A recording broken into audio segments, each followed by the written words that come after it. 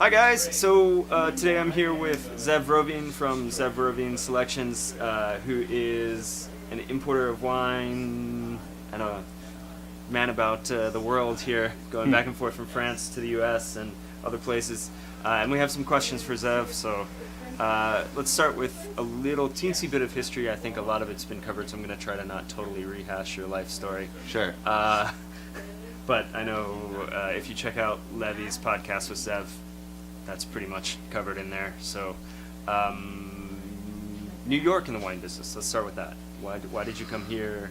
I came to New York initially to play music, actually, not to do anything with wine. I know that story. Yeah, you certainly do. So, and as I guess as people know, it's not so easy to make money. It's not so easy to make a living playing music. So I always just worked in restaurants, and that's how I became involved in wine, and just did it in sort of an organic, natural way, and yeah, it kind of went from there. And then so I did some other things in some other states, in San Francisco and in Utah a little bit, and I wanted to work with small producer natural wines when I started my import company, and I figured that the best place to sell those was New York, partially because I knew the market really well, and partially because I just thought it was maybe a little bit more ready for some tastes and flavors that were different than people are used to.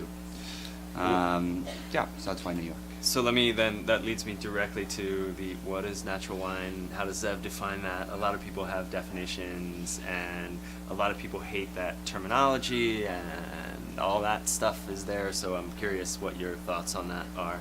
Sure. In terms of whether or not I like the terminology natural wine or not, I think it's fine. I think the only, if you could pick something else, it's going to have the same kind of level of contention. I mean, I don't know another term that would be better than saying natural wine. Right. I realize the issue with not saying natural wine is what you suggest is that other wines aren't natural. And that can be a little bit of an issue, but in many cases, they're not all that natural. There's a lot of stuff that's added to commercially produced wine that is not sort of allowed within, what we consider natural wine. And like you say, there's a lot of different definitions of what people consider is natural wine and isn't. On the super far end of natural wine, the people who are kind of the extremists, the idea is that absolutely is nothing is added. So no sulfur, no yeasts, no enzymes, no nothing. So completely nothing added wine. And I definitely consider those natural wines. But for me, the definition of a natural wine is wine that's made from vineyards that are grown without herbicides or pesticides or other chemicals. Wines that are made in small enough production that they're handmade, so the wines have to be hand harvested.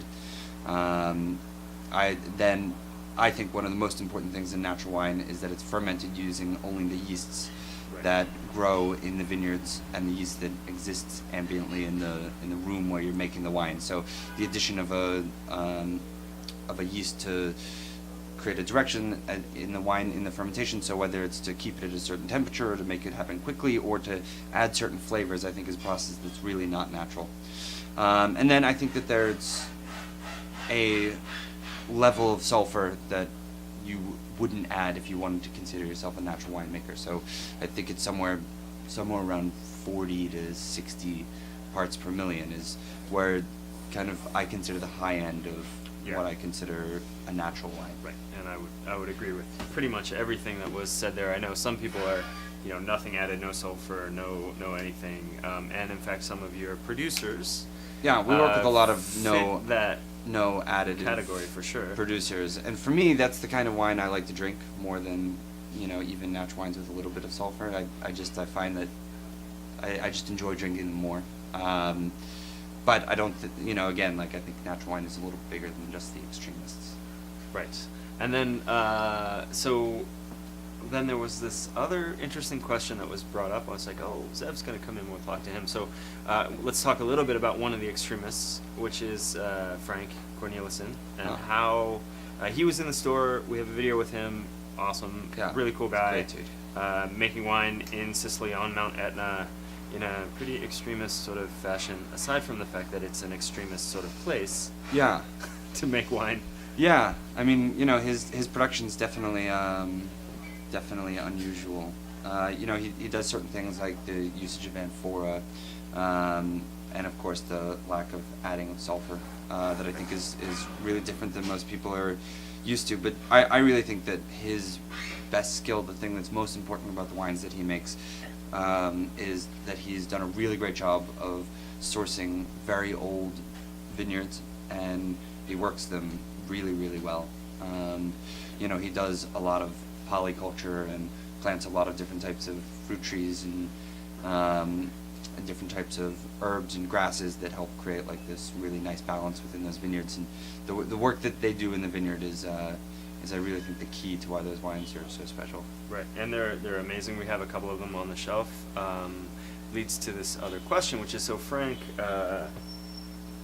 makes what many people consider to be an orange wine, and Yeah. the store is a pretty big proponent of those type of wines in terms of, they're very interesting, very textured white wines. We have a bunch of different selections of them. We get asked this question, what is orange wine, all the time, and what does Yeah. that mean, and why are we talking about it, and blah, blah, blah, blah, blah. And so Frank does some stuff that's definitely in that vibe, and I wanted to see maybe where your thoughts were on that style of wine. Sure. Yeah, so orange wine, as I understand it, in the way that it makes most sense to me to explain it, is that orange wine is basically white wine that's made like red wine. Right.